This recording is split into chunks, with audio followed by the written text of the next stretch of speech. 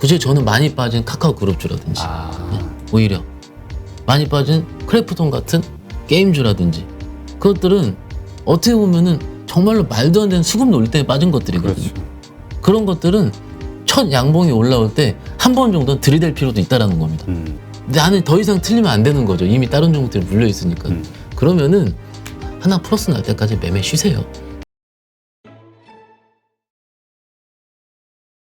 근데 이제 예. 계속 얘기하셨던 것처럼 그러니까 지금 우리가 관심을 가져야 되는 것 미래 주도주가 됐든 네네. 뭐가 됐든 이제까지 소외됐던 주식이 됐든 아니면 낙폭 과대주가 됐든 네. 이제 싼 주식을 찾아야 되는 거 네, 아니냐. 맞습니다. 이게 이제 예. 사실은 뭐라 그럴까 합리적인 생각이긴 맞아요. 해요. 예. 근데 문제는 이런 합리적인 생각으로 산 투자자들이 계속 재미를 못 보니까 자꾸 이게 의심이 드는 거야. 내가 이게 과연 맞나? 역시 주식 투자는 수급의 논리 미인 대회라고 하니 네. 결국은 남들이 좋아할 만한 쪽으로 가야 되는 거 아니냐. 요즘 그 자동차, 현대차, 기아, 현대모비스 개인들이 좀 많이 사고 있잖아요. 뭐 외국이나 기관 계속 팔고 있고. 요것도 그런 관점에서 어떻게 봐야 될 것이냐. 일단 자동차는 맘 편하게 물려도 될 주식이긴 합니다. 근데 근데 그 얘기는 제가 1년 동안 했습니다. 너무 오래 걸렸어요, 예. 지금 이게. 그러니까는 이런 얘기를 할 수가 없는 상황이고 지금 제가 좀 들어오기 전에 봤는데 현대차를 연기금이 지금 계속 때립니다. 지금 보이시죠 수급?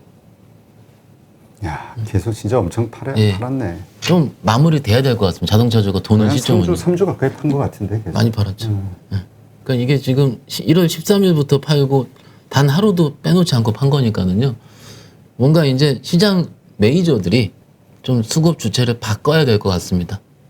이게 당장 내일부터 오른다라는 게 아니고 그 시점은 메이저가 마음을 바꾸는 순간. 근데 메이저가 어떤 식으로 마음을 바꾸냐면 지난주에 자동차가 올라가다가 빠진 이유는 포드가 안 좋았거든요. 근데 포드가 안 좋았었던 이유는 그 차량용 반도체가 아직 해소되지 않았다. 이런 그 다음 분기 가이던스 발표하면서 빠졌어요. 그러면 이렇게 얘기하시죠. 네가 그렇게 얘기했으면은 그 전에 포드 좋을 때 올랐냐? 하시죠. 그죠? 근데 그거는 제가 대답할 말이 없습니다. 자동차 애널이 아니니까. 근데 일단은 적어도 제가 실질적으로 실전에서 매매하고 이럴 때는 수급이 뒤바뀔 때 매매할 것 같습니다. 아직은 매매 안 할 것 같습니다. 아직은. 왜냐면 저는 그래 나름 밑에서 잡아야 되는 생각을 하니까. 그렇지. 예, 하니까는 이런 생각들이 저변화돼서 퍼질 때 아마도 뉴스단에서 차량 부족, 반도체 부족 현상이 해소됐다는 뉴스가 나왔을 수도 있고요. 뭔가 있을 수는 있습니다. 있는데 그거를 좀 확인하고 저는 자동차 입장에서 봐야 될 것 같고. 그러니까 기본적으로 자동차에 대해서는 중장기적으로 괜찮다라고 그렇죠. 보지만 네. 조금 더 싸게 살 수 있는 기회가 있을 수 있다라고 그렇죠. 생각한다는 거죠. 그렇죠. 결국 예. 이 수급 논리에 의해서. 맞습니다. 예. 지금은 수급 논리 아니면 솔직히 할 말이 없습니다. 장에서. 그렇지. 왜냐면 아니 이렇게 되면 싼 건데 맞습니다. 왜 싼데 계속 팔고 저 비싼 거를 계속 사지? 맞습니다. 이게 이제 안 되는 거잖아요. 근데 또 이렇게 그래서 가치 투자를 한다는 거에는 정말 큰 어떤 인내심이 필요하다. 맞습니다. 이런 얘기가 네. 정말 맞구나. 요즘 절실하게 깨달아요. 가치 투자 하시는 분이랑 저는 친해지면 너무 힘들 것 같아요. 너무 이제 엄청난 인내심을 갖고 가지시고. 있으시니까는. 아무튼 힘내시고요. 어차피 나중에 뭐 성과를 보상받을 일이 있을 건데 뭐 이런 얘기 한번 드릴까요? 뭐 알고 있는 제 개인 투자자분이 한 분 있는데 경험적으로 거의 바닥을 잘 찍으시거든요. 종목을. 근데 그 바닥을 찍을 때 사고요. 2년 동안 안 팝니다. 거의. 2년 동안 안 팝니다. 진짜 대단하십니다. 근데 그 2년이라는 그 과정이 횡보 혹은 약간의 상승 요 정도일지 아니면 또 이런 바닥까지도 내려가는 그 구간이 있는 건지. 그렇게 빠진 적도 있죠. 근데 그런데도 버틴다. 예, 1, 2년 후에는 항상 꽤 많은 수익권에 전 까먹었었어요. 근데 전화 오셔가지고 이제 팔자 보니까 거기서 2배나 있더라고요. 예. 그러니까는 그런 지금 투자자분들 1년 하셨잖아요, 지금. 근데 한 2년 정도 보셔도 저희는 한 사이클 도는 거를 3년 정도를 보거든요. 그래서 3년 정도 보고 하시는 게 제 개인적으로 좀 맞을 것 같고요. 이제 투자 좀 전략으로 조금 더 생각을 드리자면은 지금 굉장히 많이 빠진 대형주들이 있습니다. 있고요. 그 대형주들이 오르더라도 지금 아무도 뭐라 안 그래요, 그죠? 당연하죠. 그러면은 누가 뭐라 할 사람은 없죠. 없죠. 땡큐지. 예, 땡큐죠. 그러면은 그 종목들이 첫 양봉이 뜨는 시점에 좀 거래량이 들어오면서 그런데 그건 HT에서 보면 알 수 있지 않냐 그게 아니고요. 여러분들 관종에 몇 개는 있을 겁니다. 그런 종목들이. 그래도 구체적으로 어디예요? 그중에 저는 많이 빠진 카카오 그룹주라든지 오히려 많이 빠진 크래프톤 같은 게임주라든지 그것들은 어떻게 보면은 정말로 말도 안 되는 수급 놀이 때문에 빠진 것들이거든요. 그렇죠. 그러면은 그 종목들이 한번 오르게 되면은 적어도 양봉 2번씩은 나와요. 그러니까 그게 우리가 신고가는 종목들을 볼 때 막 6% 7%도 와 대단하다 이렇게 얘기하지만은 정말로 많이 빠진 주식들이 올라오고 보면은요 밑에서 거의 4, 50%씩 올라온 후에 우리가 그 종목들을 바라봅니다. 그렇죠. 시장에서는. 그러면은 여러분들이 1년 동안 트래킹 했었던 종목들이 있을 거예요. 그 종목들 중에서 정말로 가치 대비해서 말도 안 되게 빠지는 것들 그런 것들은 첫 양봉이 올라올 때 한 번 정도는 들이댈 필요도 있다라는 겁니다. 그거는 이때부터는 용기입니다. 그렇죠. 배팅력. 예, 배팅입니다. 근데 적어도 이럴 때 배팅을 하지 언제 배팅을 할까요? 근데 사람의 심리는 그렇게 될 거에 들어가기보다는 이게 추세적으로 많이 올라가는 구간에서 그때는 오히려 용감하게 들어가가지고 물리잖아요. 왜냐면은 다른 사람들도 좋아한다고 하고 뉴스도 드디어 실적 턴어라운드 된다 하고 뭐 여러 가지 방송에서 그때부터 나와요. 이제 저 같은 애들이 나와서 떠들 거예요. 이제 그렇지. 지금 4주 신고가, 3주 신고가. 네, 다 얘기할 거예요.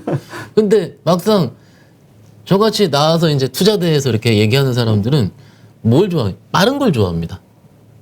빠른 걸 좋아하기 때문에 드디어 추세가 정방향으로 정배열이 됐고 거래만 톡 튀어지면 신고가 날 자리를 굉장히 좋아하잖아요. 근데 막상 진짜 바닥은요 이럴 때 잡히는 게 아니고 정말로 누구나도 쳐다보지 않는 자리에서 잡히는 거거든요. 그게 뭐다? 그건 지금 당장 지금 이겁니다라고 하는 게 아니고 바닥은요 내가 빠졌다가 첫 양봉에 내가 용기 내서 잡고 그게 올라갔을 때 그게 내가 바닥을 잡은 겁니다. 그렇지. 예, 그게 내가 용기 내서 잡은 건데 지난주가 설 연휴 전까지 막 무섭게 빠질 땐 못 잡았다 칠게요. 치는데 지금부터는 조금씩이라도 남은 예수금 중에서 예를 들어서 플러스 2%대 잡았다 치고 나 2% 깨지면 손절칠게 하고 마음 잡고 들어가면은 이거 손절치기 저 손절 가격 안 올 때가 들고 있으면 되는 거거든요. 그 목표 수익률은 뭐 15%든 근데 막 그 15%가요 장이 한 10포인트, 20포인트 오르더라도 금방 납니다. 생각보다 오히려. 그러니까 이제 쌀 때 그리고 맞습니다. 바닥에 있을 때 아무도 관심이 별로 없을 때 오히려 그럴 때는 오히려 좀 부정적인 이야기들이 있을 때니까. 그때는 누구도 못 삽니다. 이때 용기를 내야 되는데. 네. 오히려. 그러니까는 이게 지금 시장이 또 빠지면은 그 종목들은요, 옆으로 횡보할 겁니다. 그리고 뭐가 빠질 거냐면은 지금 높은 주식들이 또 빠질 겁니다. 높아 있는 아까 말씀드렸던 그게 또 빠진다는 게 아니고 이러면 또 혼나니까는 좀 상대적으로 가격 메리트가 최근에 좀 부담이 없었던 종목들. 예를 들어서 IT 반도체가 되겠죠. 반도체는 지금 계속 좋았었으니까는. 그러면 시장에서 뭔가 종목들을 또 어느 누군가가 장이 안 좋아서 장을 부러뜨린다는 뭔가 논리가 있다면은 부러뜨리기에는 반도체 부러뜨리는 더 쉬워요. 막상 그러면은. 그러니까는 반도체가 그렇다. 뭐 이건 더 빠진다. 이런 논리를 대는 게 아니고 시장에서 항상 한 번 더 빠질 때는 기존에 부러뜨렸던 것보다는 그전에 잘 살아있던 거를 부러뜨렸었기 때문에 또 빠진다면은 그것들을 지금은 또 빠진다면은 유의할 필요가 있다라는 거고 오히려 그런 종목들은 실적 발표 전까지 횡보하다가 실적이 진짜 좋다면은 그 전에 신고가를 합니다. 오히려 실적 때문에 12월 1월 달에 튀었었던 종목들은 그럼 그 다음 실적 시즌까지가 한 달 반? 2달 이렇게 남아 있잖아요. 그러니까는 그때까지 일정 부분 좀 뭔가 포트를 적극적으로 늘린다기보다는 내가 지금까지 봤었던 종목 중에서 조금 내가 편한 구간에 있는 종목이 기관들이 지금 오늘 들어오네? 뭐 논리가 있을 거니까 그 들어오네 하면은 그때는 용기 있게 한번 잡아보고 그러더라도 조금 여기서 장이 더 빠질 것 같아. 그러면 단기로 매도를 하든 그거는 나의 그 영역이라 생각을 해요. 하는데 지금부터는 적어도 저는 너무 걱정할 필요는 없지 않을까 이런 좀 말씀을 좀 드립니다. 떨어져 봐야 얼마 더 떨어지겠냐. 그러니까 이거 이렇게 생각을 할 수 있죠. 지금 오늘이 2,745포인트인데요. 우리 기존에 우리가 PBR 한배 구간이 2,790에서 2,800이었잖아요. 그때 우리가 주식을 산다 했습니다. 산다 했는데 엔솔이 상장하고 나니까는 엔솔 포함하면 2,550이라는 거예요. 맞잖아요. 그러면은 포함해서 빠지면은 2,550입니다. 그럼 지금 2,750이라 치고 그럼 200포인트잖아요. 그러면은 이거를 그 전에 우리 2,600까지 봤는데 그렇죠. 지난주에. 그죠? 그러면은 그 지난주 우리 저점일 때 명절 전 저점일 때보다 50포인트밖에 차이가 안 나는 지수대긴 한데 그거를 또 두려워할 필요가 있을까? 네, 이렇게 좀 생각할 수 있어요. 그래서 아마 오늘 개인들이 네. 정말 오랜만에 뭐 거래소에서는 한 8천억, 네. 코스닥에서도 한 4,400억 가까이 이제 매수를 했잖아요. 네네. 그래서 한편에서는 또 이거 걱정하기도 해요. 개인들이 왜냐면 잘 흔들리는데 네. 또 어떤 변동성이 있을지 모르죠. 미국의 나스닥 기업 실적들 가운데서 또 예정돼 있는 대기업들 가운데서 뭐가 부러지면서 나스닥이 급락하면 또 네네. 우리도 흔들릴 테니 네네. 그럼 또 개인들 실망 매물이 또 튀어나오고 더 어려워질 거 아니야. 왜냐면 또 어려울 때는 네. 지금은 이제 좀 바닥을 다지는 것 같은가 좀 한숨 돌렸지만 뭐 2,200까지 얘기가 나오고 아니, 뭐 이랬으니까 제가 금융위기 때요 892포인트가 저점이었거든요. 이 08년대 저 신입사원 때였는데 892포인트 찍는 날 모 증권사에서 500포인트 보고가 나왔었죠. 저는 그거랑 똑같다고 봅니다. 맞아요. 네, 그때 500포인트 간다 그랬어요. 그러니까 이제 요 시점에 대해서 많은 분들이 말씀하신 이제 그러한 좀 싸다고 생각되는 그런 주식들 가지고 좀 하면은 괜찮은데 일단 첫 번째로 남이 별로라고 할 때 나는 괜찮다고 생각하면서 들어갈 만한 용기 그거 맞습니다. 이런 게 좀 부족하고 맞습니다. 예. 그냥 제일 편한 건 남들이 좋다는 거 같이 묻어가는 거 좋잖아요. 그리고 또 하나는 그 매수하는 시점에 대해서도 헷갈리는 게 외인과 기관이 외면하고 있는 구간에서 산다는 게 또 이게 어려운 거야. 맞아요. 또 오래 걸릴까봐. 네. 예. 그거는 가장 쉽게 생각하는 게 외인과 기관이 살 때 나도 같이 들어가자. 근데 또 그럴 땐 또 가격이 좀 높아요. 맞아요. 그러니까 어떤 게 최선의 방법일까? 종목마다 다 다르고 저도 그거에 대한 베스트 솔루션을 찾고자 매일 보고 있는 거죠. 근데 틀린 적도 많고요. 근데 이건 것 같아요. 인정할 수 있는 용기. 내가 틀릴 수 있다. 그러니까 주식은 원래 틀릴 수 있다라고 생각을 해야 되는데 이제 나는 더 이상 틀리면 안 되는 거죠. 이미 다른 종목들이 물려 있으니까. 그러면은 포트 안에 6종목이 물려 있다 칠게요. 그러면 6개 중에서 하나 플러스 날 때까지 매매 쉬세요. 그러면 그 플러스 날 때 그걸 팔고 또 현금이 또 생기잖아요. 그때도 늦지 않습니다. 근데 여기서 6개 마이너스고 하나 남은 거, 뭐 요만큼 남은 현금 가지고 뭘 하려고 하니까 문제예요. 일예로요. 제가 어떤 분께 이런 얘기 하셨습니다. 뭐 엔솔을 사셨어요. 사셔가지고 수익이 좀 낮죠. 예. 그리고 스터디도 많이 하셔가지고 이제 엔솔 수급이 들어오니까는 결국 최근에 승자는 엔솔 사신 분이 승자입니다. 그렇죠. 예, 이틀 전에 그러니까 상장하고 이틀째 많이 빠질 때 무서울 때. 그런데 이렇게 얘기를 하시더라고요. 엔솔 다른 종목으로 억대 깨먹고 있는데 엔솔로 50만 원 수익 났다고 좋아하는 내 자신 싫다고 얘기하시더라고요. 그러니까 진짜 그게 너무나 아마 이 방송 보시는 분들이 공감이 될 거예요. 일단 큰 돈은 이미 다 물렸어. 맞아요. 예. 이미. 예. 그리고 거기서 남은 조금 가지고 그나마 어떤 뭐 자신감이랄까 이런 것 맛보는 게 너무 행복한데 또 한편은 너무 슬픈 맞아요. 거야 이게. 예. 이게 지금 우리 코리아 주식시장의 현 주소입니다 지금. 예, 정말. 그러니까 제가 말씀드린 다음에 안 그러면 됩니다. 다음에 이런 상황이 우리 12월부터 1월까지 우리 매일 얘기를 했잖아요. 그렇죠. 그럼 다음 큰 IPO가 있을 때는 조금 미리 현금을 만들어 놓고 IPO 나 진행된 장이 안 좋을 테니까 다음엔 당하지 말자. 제 이전에 카카오페이 말씀드리면 당하지 말자고 말씀드린 거 그렇지. 기억을 하실 텐데 시장은 웬만하면 내컨이 비슷하게 움직였습니다. 지금도 제 기준에서는 지지난주에 신용 반대 많이 나왔었잖아요. 만들고 또 바닥을 찍은 겁니다. 또 제가 여태까지 뭔가의 금리 인상 때문에 충격이 아닌 뭔가의 다른 위기 때문에 개인 투자를 또 충격받고 나가고 근데 지금 슬슬 조금 올라오는데 또 말씀드릴까요? 지수 올라오는데 내 종목 안 올라와요. 또 얘기 나올 거예요. 그렇죠. 예. 여기서 또 드려준 말씀은 원래 그렇습니다. 원래 그렇고요. 시장이 조금씩 안정화되면은 내가 물렸던 종목들이 대부분 성장성 있는 주식일 겁니다. 그렇죠. 예. 그러면은 그 성장성 주식들은요, 시장 안정화된 다음에 올라왔습니다. 항상. 그러니까 그거를 너무 조바심을 가지고 그렇게 걱정할 필요가 없고, 여러 가지 뭐 저희 다른 채널이라든지 뭔가 스터디를 통해서 장이 더 빠질 것 같다 생각하시면은 성장 주식을 일단 파시는 게 맞아요. 왜냐면 거기 좀 빠질 거 오래 걸릴 겁니다. 근데 장이 바닥이었다. 혹은 여기서 더 빠져봤자 2,600, 2,700이다. 이래버리면 버텨야죠, 지금은. 일단 그게 맞습니다. 그러니까 이제 지금은 그 우리가 너무 그 외부 변수 혹은 외부의 어떤 그 여론에 의해서 공포심을 갖기보다 냉정하게 한번 네. 내가 들고 있는 주식에 대해서 장단점을 한번 좀 이렇게 그럼요. 확인해야 될 구간인 것 같아. 혹은 네. 내가 있는 주식 중에서 하나의 종목이 올라오면 난 얘를 현금화하겠다. 왜냐면 그게 또 올라와 버리면 또 더 갈 것 같아서 안 팔거나 이런 상황이 또 반복이 될 수 있거든요. 근데 그 종목을 플러스 나서 파는 이유는 뭐냐면요. 다음에 내 기회를 얻으려고 하는 겁니다. 아마 그러면 두 개 정도 플러스 나면은 지수가 2,900 정도 와 있을 거예요, 아마. 그러면 올해 리서치 전망 어떻습니까? 대부 박스라고 얘기하잖아요. 그렇죠. 그럼 그때 박스 상단일 겁니다. 그럼 그때 흥분하지 말고 일단 제가 아마 나와서 말씀드릴 거예요. 슬슬 현금화 하시죠라고.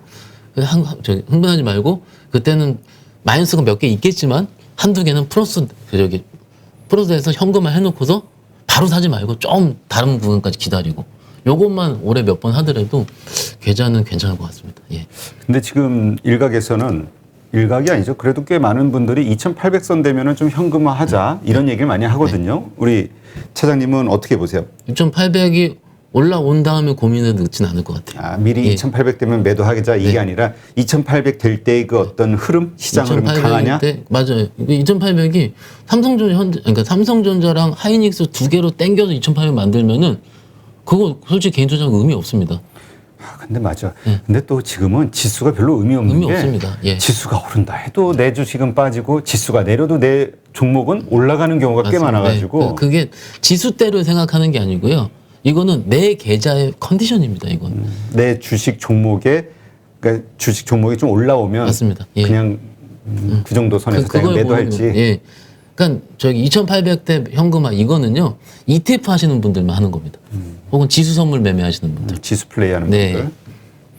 알겠습니다. 하여튼 시장이 어려워요. 예. 어렵습니다. 예. 왜냐하면 이게 이게 괴리감이겠죠. 오늘도 뭐 예를 들어 그 대형주들 웬만한 대형주들 뭐 3% 4%씩 다 빠지는데 지수는 뭐 보면 별로 안 빠졌거든. 그러니까 이게 헷갈리는 거예요. 물론 LG 에너지 솔루션 때문이긴 하지만 이럴 때일수록 뭔가 냉정하게 해야 되겠다라는 생각은 되는데 이게 심리적으로 참 어렵죠. 불안하고 일단 오늘 미국 시장에 의해서 또 결정될 수도 있겠지만 내일 장이 빠진다 혹은 오른다 어떻게 대처하는 게 좋을까요? 일단 저는 이렇게 생각을 해요. 일단 당분간은 진입은 해도 된다고 보는데 분할 매수 관점으로. 네, 진입은 해도 되는데 진입했다가 수익 나면 팔아야 될 것 같아요.